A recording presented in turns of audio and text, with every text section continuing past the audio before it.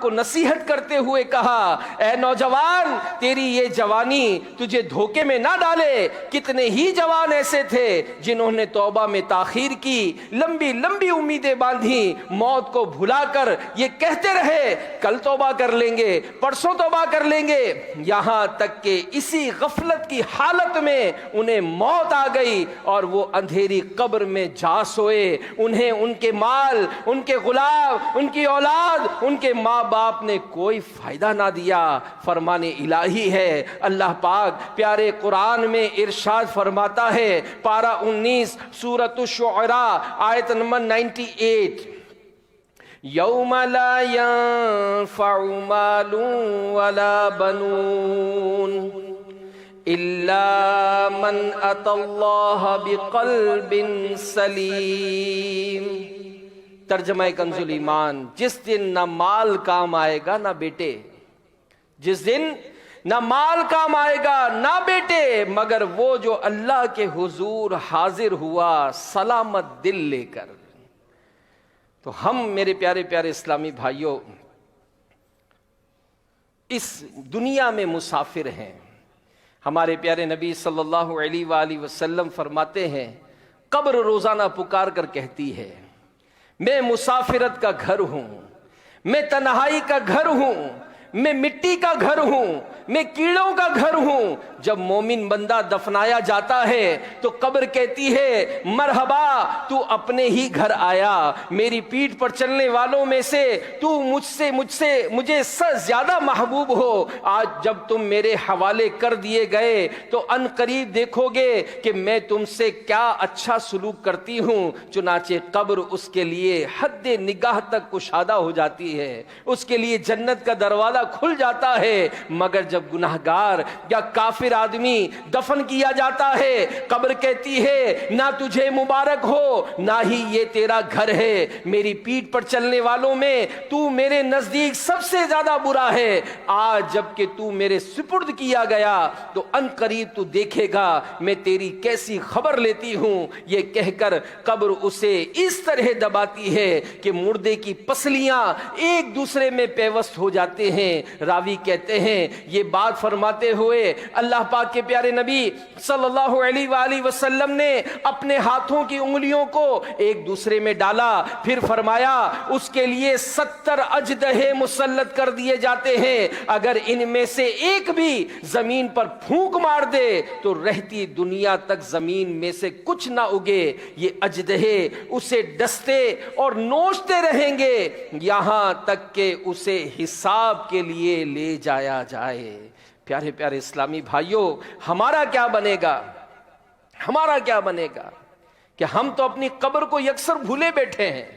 آج قبرستان جاتے بھی ہیں، سال میں مٹی کا ڈھیر نظر آتا ہے، کسی روڈ سے گزرتے ہوئے قبرستان پر نظر پڑتی ہے، یہ بظاہر ایک جیسی مٹی کے ڈھیر جو قبریں نظر آ رہی ہیں، یہ اوپر سے تو بظاہر ایک ہیں لیکن اندر سے ایک نہیں ہے۔ اندر کسی کی قبر جنت کا باغ ہے، اندر کسی کی قبر جہنم کا گڑھا ہے۔ سوچیں، آج اگر کمرے میں کوئی چوہا نظر آ جائے، کوئی چپکلی نظر آ جائے، کوئی لال بے کھٹمل نظر آ جائے، ہم بھاگ کر دوسرے کمرے میں چلے جاتے ہیں۔ اس قبر سے کیسے فرار ہو سکیں گے کہ جس کو چاروں طرف سے بند کر دیا گیا؟ آج بڑے سے کمرے میں بیٹھے ہوں، لائٹ چلی جائے تو دل بے چین ہو جاتا ہے، فوراً اے سی، فوراً جنریٹر آن کرتے ہیں، یو پی ایس استعمال کرتے، لائٹ فوراً اپنے موبائل کی ٹارچ آن کر دیتے۔ قبر میں روشنی کہاں سے لائیں گے؟ قبر میں کیسے ہم رہیں گے؟ آج معمولی سی بھی چونٹی کو کاٹنا برداشت نہیں ہوتا، اور علماء نے لکھا ہے کہ نمازیں جو قضا کرتا ہے، فجر کی نماز قضا کرنے پر اس کو ظہر تک مار لگائی جائے گی، ظہر کی نماز قضا کرنے پر اس کو عصر تک مار لگائی جائے گی، عصر کی نماز قضا کرنے پر اسے مغرب تک مار لگائی جائے گی، مغرب کی نماز قضا کرنے پر اسے عشاء تک مار لگائی جائے گی، اور عشاء کی نماز قضا کرنے پر اسے فجر تک مار لگائی جائے گی۔ کہاں چھپیں گے؟ کہاں چھپیں گے؟ گو پیش نظر قبر کا پرہول گھڑا ہے، افسوس مگر پھر بھی یہ غفلت نہیں جاتی۔ اے رحمت کونین، کمینے پر نظر ہو، ہائے نہیں جاتی بری خصلت نہیں جاتی۔ میرے پیارے پیارے اسلامی بھائیوں، بالفرض اگر قبر میں کوئی عذاب نہ بھی ہو، تنگ و تاریک قبر میں طویل عرصے تک تنہا رہنا ہی شدید آزمائش ہے، کیونکہ ہماری نازک مزاجی کے اس کا عالم سامنے، اگر ہمیں تمام تر سہولیات اور آسائشوں کے ساتھ کسی بنگلے میں بھی قید کر لیا جائے نا تو ہم گھبرا جائیں، تو ہم اس تنہا قبر کے بارے میں، اس کو سنوارنے کے بارے میں سنجیدہ ہو جائیں، غور و فکر کی عادت ہم بنا لیں۔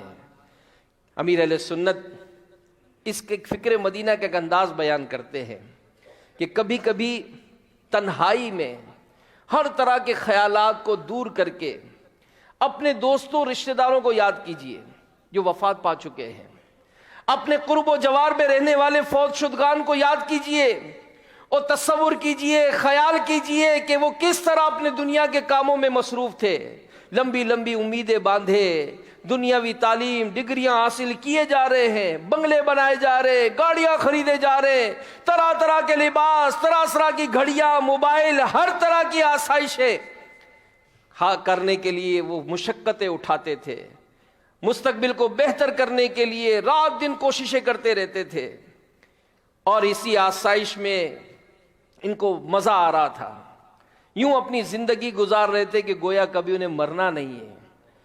چنانچہ وہ موت سے غافل، خوشیوں میں بدمست، کھیل تماشوں میں مگن تھے، لیکن ان کے کفن بازار میں آ چکے تھے، وہ دنیا میں بے خبر رنگینیوں میں گم تھے۔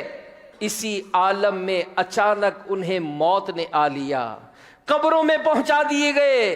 تھوڑی دیر کے لیے کیا ہوا، ماں باپ غم سے نڈھال ہو گئے، ان کی بیوائیں بے حال ہو گئیں، ان کے بچے بلکتے رہ گئے، مستقبل کا حسین خوابوں کا آئینہ چکنا چور ہو گیا، امیدیں ملیا میٹ ہو گئی، ان کے ادھورے کام رہ گئے، پروجیکٹ کھڑے کے کھڑے رہ گئے، ساری محنتیں ان کی تو رائے گئیں چلی گئیں۔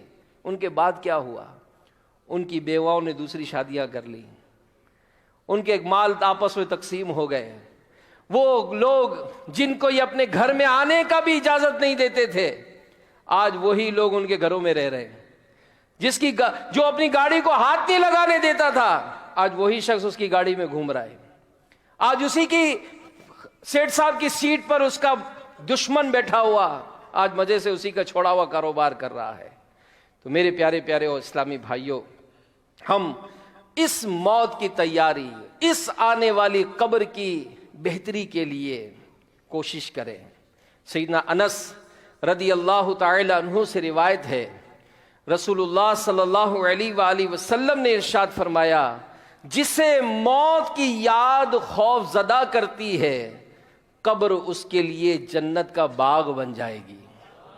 ہم سوچے تو صحیح، زبان حال پر تو ہے، کسی نے کہا کہ جناب آپ چلے نا مدنی قافلے میں، جی آئندہ جمعہ زندہ رہا تو ضرور چلوں گا میں آپ کے ساتھ۔ اب زندہ رہا واقعی اچھی بات ہے، سوچ ہونی چاہیے، مگر کیا ایسا ہے کہ ہم دنیا سے جانے کی تیاری ہے ہماری؟ نامہ اعمال میں کیا ہے؟ ہم کیا کریں گے؟ کس طرح سے اس ساری سوالات کے جوابات دیں گے؟ ہم نے تو نہ جانے کس کس کو ستایا ہوا ہے، اور پھر ہم تو یہ بھی نہیں جانتے کہ آخر یہ قبر کا جو عذاب ہے یہ معاملہ ہوتا کیسے؟ قبر میں آخر وہ کون سے ایسے اعمال ہیں کہ جن کے سبب آگ بھڑکا دی جاتی ہے؟ وہ کون سی نافرمانیاں ہیں جس کے سبب قبر کی دیواریں آپس میں ملا دی جاتی ہیں؟ وہ کون سی نافرمانیاں ہیں کہ جس کے سبب قبر میں سانپ اور بچھو مسلط کر دیے جاتے ہیں؟ میرے پیارے پیارے میٹھے میٹھے اسلامی بھائیوں، اس کی تیاری کیجئے، اپنے آپ کو گناہوں سے بچائیے۔ چند ایک عذابات، چند ایک اعمال کہ جن کے بارے میں علماء نے لکھا ہے کہ قبر کے عذاب کے اسباب ہیں، ان میں پہلا چغل خوری۔ ابن عباس رضی اللہ تعالی عنہما روایت کرتے ہیں، اللہ پاک کے پیارے نبی صلی اللہ علیہ وآلہ وسلم دو قبروں کے پاس سے گزرے تو غیب کی خبر دیتے ہوئے فرمایا کہ دونوں قبر والے عذاب دیے جا رہے ہیں، اور کسی بڑی چیز سے جس سے بچنا دشوار ہو عذاب نہیں دی جا رہے، بلکہ ایک تو پیشاب کے چھینٹوں سے نہیں بچتا تھا اور دوسرا چغل خوری کیا کرتا تھا۔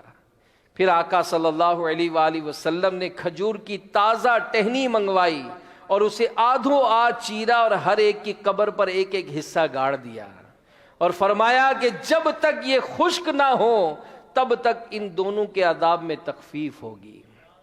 تو پتہ چلا کہ پیشاب کے چھینٹوں سے نہ بچنا یہ عذاب قبر کا سبب ہے۔ آج دیکھیں نو مسلمان کہلانے والے راہ چلتے چلتے بیٹھ جاتے ہیں، ایک تو بے حیائی کا منظر اور پھر اس سے پاکی حاصل کرنے کا تصور ہی کیسے ہو؟ یہ تو جانوروں کا طریقہ ہوتا ہے کہ جو اس طرح پیشاب کر رہے ہوں کہ وہی پیشاب ان کے پیروں پر آ کر گرتا ہے۔ ہم مسلمان ہیں، ہمیں تو پاک رہنا ہے تاکہ ہم نمازیں پڑھ سکیں، کپڑے پاک ہوں گے، جسم پاک ہوگا تبھی تو ہماری نماز درست ہوگی۔ لیکن آج نوجوانوں کو دیکھیں، ٹوائلٹ میں بھی اگر کسی پبلک ٹوائلٹ میں بھی جاتے ہیں ایک بہت بڑی تعداد کھڑے کھڑے پیشاب کر رہی ہوتی ہے، کیسے اپنے آپ کو پاک کر سکیں گے؟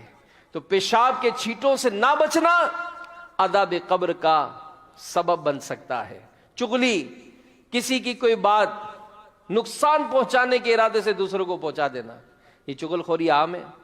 خاندانوں میں لڑائیاں کرائی جاتی ہیں، ملازم دوسرے ملازم کی چغلی سیٹ کو پہنچاتا ہے کہ سیٹ تمہارے بارے میں یہ کہتا تھا، دوستوں کے بارے میں لڑایا جاتا ہے، رشتہ داروں کو آپس میں لڑایا جاتا ہے۔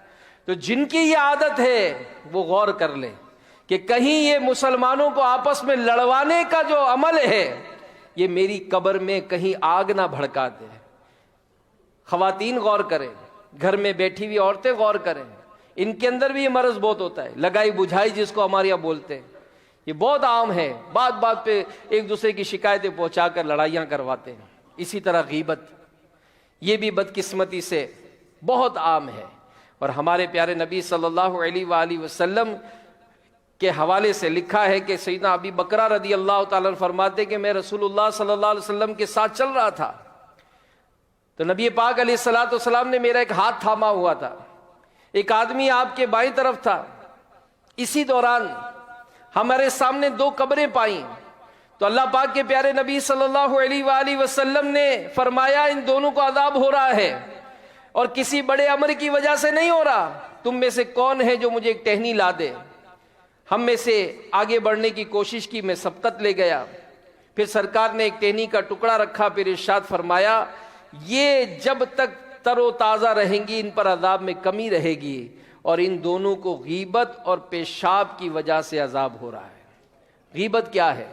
کسی بھی مسلمان کے پوشیدہ عیب کو اس کی برائی کرنے کے طور پر ذکر کرنا، یار یہ بڑا پیٹو ہے، بڑا کھاتا ہے، یار یہ پیٹ کا بڑا ہلکا ہے۔ اس کی 1800 مثالیں امیر اہل سنت نے اپنی کتاب غیبت کی تباہ کاریوں میں لکھا ہے کہ پڑوسی کی غیبت کیسے کرتا ہے، دکاندار گاہک کی غیبت کر رہا ہے، گاہک دکاندار کی غیبت کر رہا ہے، پیسنجر ڈرائیور کی غیبت کر رہا ہے، ڈرائیور پیسنجر کی غیبتیں کر رہا ہے، کس طرح سے معاشرے میں غیبت عام ہے۔